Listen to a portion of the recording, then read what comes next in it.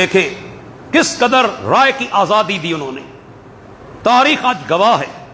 غیر مسلمین مانتے ہیں کہ آپ نے اپنے دور خلافت کے اندر لوگوں کو جو رائے کی آزادی دی، وہ رائے کی آزادی آج بھی آپ کو نظر نہیں آئی. کس قدر دی؟ اللہ اکبر.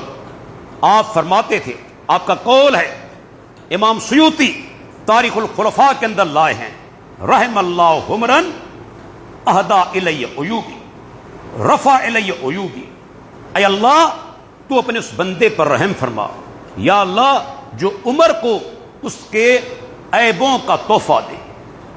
مجھے اپنے عیب بتائے کہ عمر تمہارے اندر یہ عیب ہیں، یہ کمزوریاں ہیں، یا اللہ اپنے اس بندے پر رحم فرما.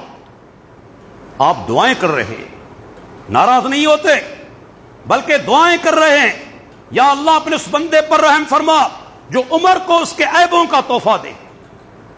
اور دوستو، کس قدر آپ سادہ انسان تھے، حالانکہ لاکھوں مربع میل کے آپ حکمران.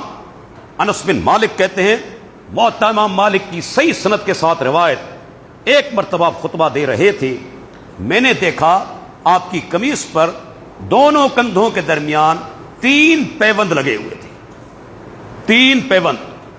جو لوگ اعتراض کرتے ہیں، صحابہ پر حملہ کرتے ہیں کہ صحابہ دنیا کے طالب تھے، دنیا کے لالچی تھے، میں ان سے پوچھنا چاہتا ہوں، جو دنیا کے طالب ہوں ان کی یہ حالت ہوگی؟ 3 پیوند لگے ہوئے ہیں.